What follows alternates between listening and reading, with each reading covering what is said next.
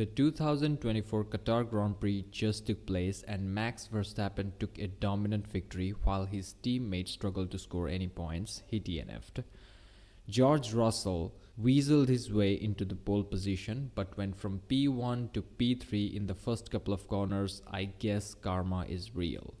Sauber scored their first points of the season. Zhou Guanyu finished P8, bringing in 4 points. That's 2 more points than Sergio Perez in the last 4 Grand Prix weekends combined. Ferrari outscored McLaren by 3 points. Right now, they're 21 points behind McLaren in the constructor standings.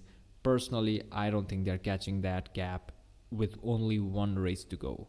Pierre Gasly finished P5 scoring 10 points, and now Alpine is back in P6 ahead of Haas by 5 points. The battle for P6 in the constructors is actually looking more spicier than ever. The Williams of Franco Colapinto got into a crash, upholding the tradition of destroying at least 1 car per race weekend. Russell snitched on Max to get him a 1-place grid penalty. Then Max snitched on Lando to get him a 10-second stop-and-go penalty, and then Lando snitched on Lewis to get him a drive-through penalty. A lot of snitching is going on. There's a lot of things to talk about. Let's go through all of the teams, analyze how they have performed, starting with the worst performers of the weekend, finishing with the highest scorers of the main race, starting with Williams Mercedes. Both of the drivers were looking off pace since the beginning of the weekend. They qualified 16th and 19th for the main race, and considering there is only 1 overtaking opportunity in the Qatar Grand Prix, their race was basically done. Franco Colapinto got into a crash, not technically his fault, DNF'd 0 points. Alexander Albon had a whack against Lance Stroll. His race was done at that point. Struggled a little bit, it seems, in terms of pace, but then again, even if you had a lot of pace, it's very difficult to overtake in this type of track. Up next, we'll look at Vcarb. Both of the drivers scored outside the points, and here is the problem. Okay, first of all, they lacked the pace. I just want to make that clear. Yuki Tsunoda got passed by both Zhou Guanyu and Valtteri Bottas. If you're getting overtaken by both of the Saubers, it's a bad day. But apart from this, I think both Tsunoda and Lawson are under tremendous amount of pressure, which is how Red Bull family operates, but I think right now it hurts them. They're going against Kevin and Nico in the Haas. These are veteran drivers. They don't care about their future. They have been, they have spent years of their career without having a solid drive. Liam Lawson and Yuki Tsunoda, on the other hand, they're young guys. They're fighting for their future in Formula 1. They're fighting for that second Red Bull seat, which seems to be available. So I think a lot of this pressure, I think it's hurting them a lot. And right now they're 13 points behind Alpine, and they have lost the battle for P6 effectively because there's only 1 race to go. You are not going to make up 13 points in 1 race weekend, especially if you're a midfield team. Up next, we look at Haas Ferrari. They scored 4 points over the weekend. Nico Hülkenberg finished P7 in the sprint race. Kevin Magnussen finished P9, brought 2 points. Unfortunately, Alpine, their rivals in the battle for P6, who are their sudden rivals, Alpine were not competing for P6 until the Brazilian Grand Prix. Unfortunately, despite Haas Ferrari scoring 4 points through the weekend, which is not bad, Alpine scored 10, and right now they are 5 points behind the French team, and it's gonna look difficult going into the last race of the season, and you have to close that 5 points gap, and in a midfield car it can be a little bit hard to do. Up next, we have Kick Sauber Ferrari. What a phenomenal weekend. Zhou Guanyu got the driver of the day, absolutely deserved it. Thugged it out for this entire season. At one point in the race, it looked like Bottas could also score the point, but defending against a McLaren is a little bit difficult. And also another thing I want to say, of course, they had a little bit of pace. Both of the Saubers overtook Yuki Tsunoda, but they also stayed out of trouble for the entire Grand Prix. There were a lot of safety cars, debris here and there. Valtteri Bottas ran over that debris, but he didn't get a puncture, right? Other people got a puncture. So they kind of like stayed out of trouble, executed their race, had a very clean weekend. Very happy for them, 4 points, much deserved after a horrendous season. Up next, we have Aston Martin, Aramco, Mercedes. Big shout out to Fernando Alonso for qualifying P8 and finishing P7. And that was basically the race for Aston Martin, because like I mentioned earlier, in Qatar there is only one overtaking opportunity, and Fernando Alonso is amazing at defending. So if you combine them both, and Fernando is also phenomenal at qualifying, and Lance Stroll is Lance Stroll, so obviously there's nothing much to say there. He had that crash with Albon and then got a 10-second time penalty, served the penalty and then retired, so nothing much you can say about Lance Stroll.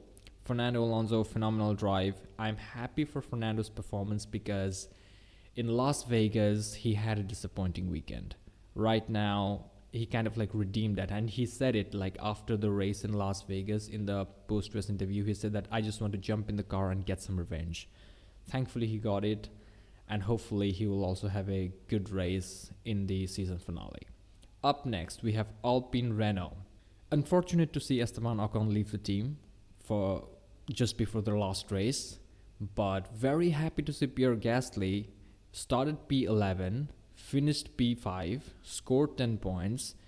That must feel amazing after a disappointing weekend in Las Vegas where he qualified P3 and had that engine issue and he had to DNF. But right now, Alpine Renault look like they are the favorites for P6 in the constructors battle. And interestingly, they have 59 points in total, and they scored 76% of that points in Brazil and Qatar. It just goes to say that if you are like in a midfield battle, all you need to do is have a couple of great weekends and then you're gonna smoke everybody else, because Haas have been more or less consistent throughout the year, but the few good results of Alpine towered over them, and now they are 5 points ahead of Haas outfit. They look like they are the favorites to win the P6 battle in the constructors in the Abu Dhabi Grand Prix. Pierre Gasly looks in great form. I don't know how Jack Doohan is gonna do. We'll see about that. But Pierre Gasly, great qualifying form. The race car doesn't look shit or as shit as it looked earlier in the season. So I guess we'll find out about that. Up next, we have Mercedes. So let's talk about Lewis for a second. He doesn't really want to be in Mercedes. Even if he pushes hard in that car, he's only gonna score a little bit of extra points here and there, which is not going to make an impact from the constructor's perspective. It is not going to do anything for his career also, because he is fighting for basically nothing in this season. So he's not pushing, he's considering, leaving. I think since Brazil, he was contemplating to like retire like for the rest of the season. He can't wait to go to Ferrari. Now let's go to George Russell for a second. He's getting the maximum out of the car, phenomenal performance, clean race. In both of the sprint and the main race, he finished behind where he started. So it may appear that he had a terrible weekend. But if you consider the pace of the car and everything else that transpired around, because the McLaren were looking too quick and Ferrari are faster than Mercedes, so finishing P4 in the main race, it's not that bad. However, George Russell did a massive mistake pissing off Max Verstappen. Look, I understand that in Formula 1 you need to do whatever you need to do in order to get an edge over your opponent. But George Russell is not fighting for the championship. The championship is decided, and regardless of George scoring a few extra points here and there, it would not have changed his position in the standings, is what I mean. And the thing is, Max is not going to forget this. Max Verstappen got pole position after Austria such a long period of time, and you weaseled your way in and you tried everything you could to steal that away from him, and you didn't even win the race. If you get the pole position by getting your opponent a penalty, alright, it's Formula 1, I get it. You at least have to win, because right now you just look like a wanker. So in the upcoming season 2025, the field is gonna be a little more closed up, and the battle between Red Bull and Mercedes could be a little bit more interesting. And in that case, Max Verstappen is going to school this guy. I personally don't think Russell is ready for the lessons that Max is about to teach him in the next season. So that's a mistake, in my opinion. Let's see how it pans out, because Max doesn't forget anything. Up next, we have McLaren Mercedes. They actually had a good race. So Norris got that penalty. He pushed flat out through the double waved yellows and got a 10-second stop and go penalty. Finished 10th, had the fastest lap, so got 2 points. It's not the end of the world, considering they outscored Ferrari in the sprint race. So in total, they only lost 3 points to Ferrari in the constructor standings, and that's the only thing that's left in the season. Right now, they are leading the constructor standings by 21 points, which I think is a bit of too much of an ask for Ferrari, considering there is one race weekend remaining, and there's not even a sprint race.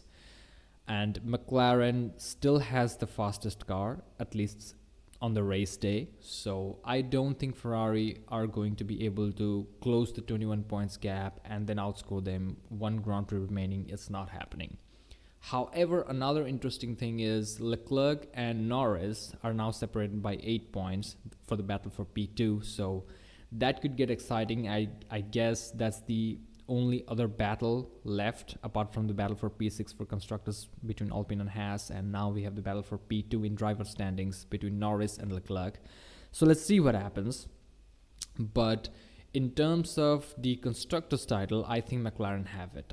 I don't think Ferrari is going to be able to close 21 points, especially when both of the McLarens are looking that strong on race day. And obviously Max Verstappen is there. He will definitely steal some points away from both of these top teams, making it even more difficult for Ferrari to, get P1 and P2, which is exactly what they need to do to win the constructors title or have a genuine shot at winning the constructors title. Up next, we have Red Bull Racing. Sergio Perez doesn't deserve any of our time, so let's just talk about Max. Very dominant performance. He did not win by 25 seconds, but he didn't put a foot wrong. He didn't look like he was in trouble. He didn't have massive snaps of oversteer. He didn't lose it going into a corner or anything like that. Very well controlled, very well managed. In a race where a lot of things went wrong, a lot of things went chaotic, FIA did their best work of the season in the Qatar Grand Prix. Anyway, one interesting thing I want to share with you guys is that in the first safety car restart, you could see Max Verstappen weaving, right? He was weaving, getting some temperature into the tires. I think it was a little bit more than that. I think he was not just doing it to get temperature into the tires. I think he was also doing it to keep Norris second guessing when he's gonna go full throttle. Also, it prevented Norris from inching up too close to Max. Because if you remember 2021 Abu Dhabi Grand Prix, Max Verstappen was inching up to Lewis Hamilton before the last lap shootout. He was very close. He was almost side by side him. And this allowed him to get a better read off of Lewis and eventually overtake him in the following few corners, which Max effectively prevented from Norris by just weaving around the track. So that was a very amazing move. High level thinking, championship winning mindset right there.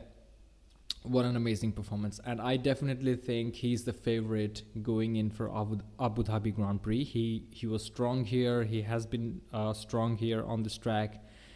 And I think he's going to win in Abu Dhabi Grand Prix if I were to make a prediction. Up next, we have Ferrari.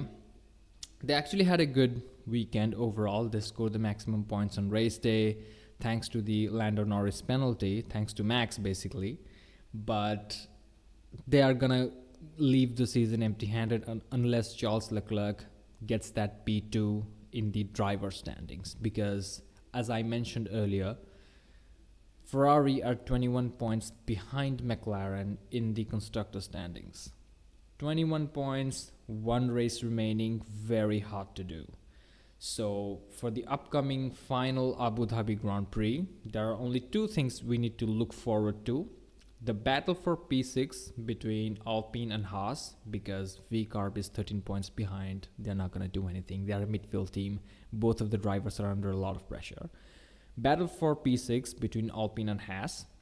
and the battle for P2 in the driver standings between Charles Leclerc and Lando Norris. So these are the two things that are left for us to see in the final race of the 2024 season. There are also few additional actions we need to look forward to, and these are Lawson versus Perez, Russell versus Verstappen, Lewis versus Mercedes, Williams drivers versus the barriers, Williams mechanics versus time, and Lance Stroll versus anyone who dares to be around him. He's the wild card. He always keeps things exciting and unpredictable in this race, so I'll be looking forward to that as well. Thank you for watching, like and subscribe, and I'll see you in the next one.